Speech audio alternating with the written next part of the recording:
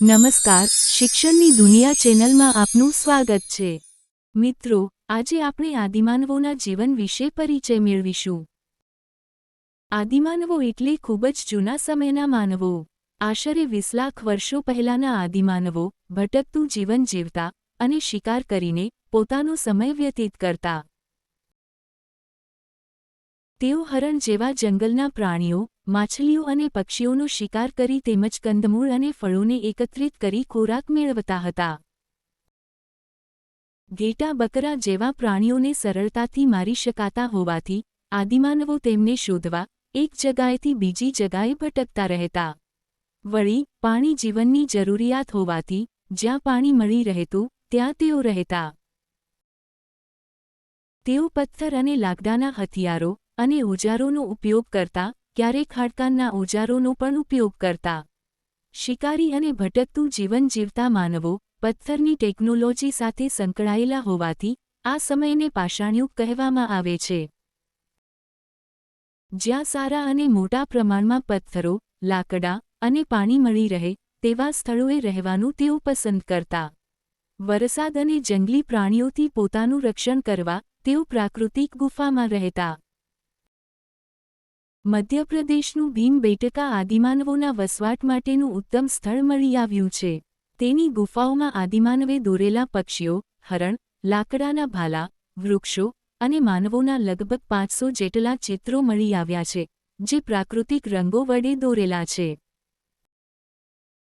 અગ્નિ અને ચક્રનો ઉપયોગ અને શોધ. આજથી લગભગ 11,000 વર્ષ પહેલાં માનવી અગ્નિનો ઉપયોગ કરવા લાગ્યો હતો. ઝાડના થડ અને જાડા લાકડામાંથી તેઓ ચક્ર એટલે કે પૈડું બનાવતા શીખ્યા. અગ્નિનો ઉપયોગ. અગ્નિની મદદથી તેઓ માંસને શેકીને ખાઈ શકતા. અગ્નિનો ઉપયોગ પ્રકાશ મેળવવા માટે કરતા. તેમજ જંગલી પ્રાણીઓથી તેઓ પોતાનું રક્ષણ કરી શકતા. આમ, અગ્નિની શોધ એ આદિમાનવો માટે વરદાન સાબિત થઈ. આદિમાનવો દ્વારા કૃષિ એટલે કે ખેતીની શરૂઆત. આજથી લગભગ 12,000 વર્ષો પહેલાં વિશ્વભરના વાતાવરણમાં વ્યાપક પરિવર્તન આવ્યું, જેને કારણે આદિમાનવો ઘાસ, વૃક્ષો, વનસ્પતિની સાથે સાથે ઘઉં, જવ અને અન્ય ધાન્યોના સંપર્કમાં આવ્યા. પથ્થરના ઉપયોગથી સ્ત્રીઓ, પુરુષો અને બાળકો અનાજના દાણા એકત્રિત કરતા. આ રીતે ધીમે ધીમે તેઓએ કૃષિ એટલે કે ખેતીની શરૂઆત કરી. ભટકતા જીવનમાંથી સ્થાયી જીવનની શરૂઆત. આદિમાનવો નદીના કિનારાની આસપાસ ધાન્ય ઉગાડવા લાગ્યા અને ધીમે ધીમે કૃષિની શરૂઆત થતાં તેમણે ધાન્ય ઉગતું હોય તેની આસપાસ ગારા માટી ઘાસના મકાનોમાં રહેવાનું શરૂ કર્યું.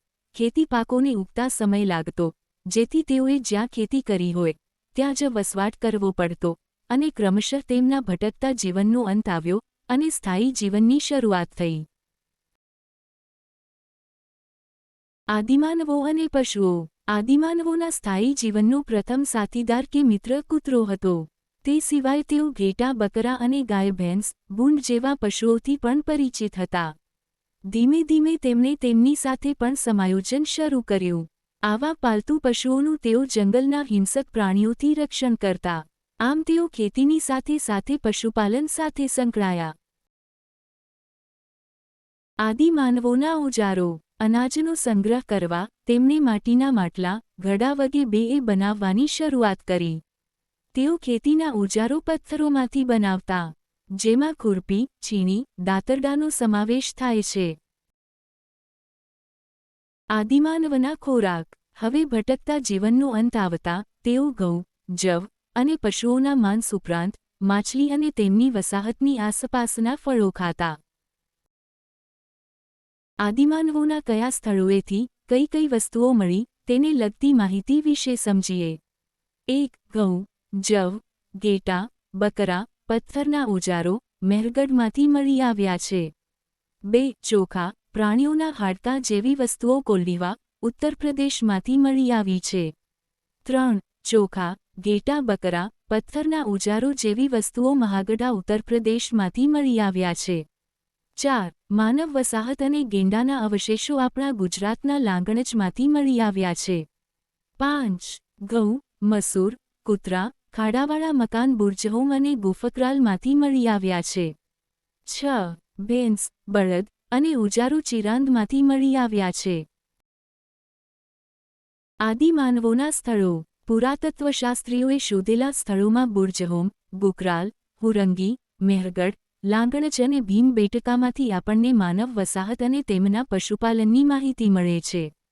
મેહરગઢ હાલ પાકિસ્તાન અને ઇનામગામ જેવા સ્થળોએથી તો તેમના ઘર અને ખેતીવાડીની માહિતી પણ મળે છે. તેઓ જવ અને બાજરી જેવા ધાન્ય ઉગાડતા. હવે આપણે મેહરગઢ વિશે સમજીએ. મેહરગઢ અત્યારે પાકિસ્તાનમાં આવેલ છે, જે ભાગલા પહેલા અખંડ ભારતનો એક ભાગ હતું. મેહરગઢમાંથી પથ્થરના તીક્ષ્ણ ઓજારો મળી આવ્યા છે, જે તેમના કૃષિકાર્યમાં વપરાતા હશે. પ્રાચીન સમયમાં મેહરગઢ ભારતનું સૌથી પ્રાચીન ગામ ગણી શકાય. અહીંયા લોકોએ જવ અને ઘઉંની ખેતીની શરૂઆત કરી હતી.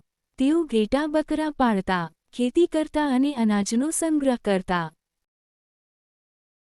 મેહરગઢમાં મળી આવેલા પુરાવા મુજબ તેઓ મૃત્યુ પામનારને માન સન્માનથી દફનાવતા હતા.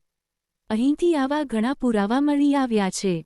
એક જગાએ મનુષ્યની સાથે બકરીને પણ દફનાવવામાં આવી હોવાનો પુરાવો મળ્યો છે. આ બાબત તેમના મૃત્યુ પછીના જીવનની કલ્પના કે માન્યતા સૂચવે છે.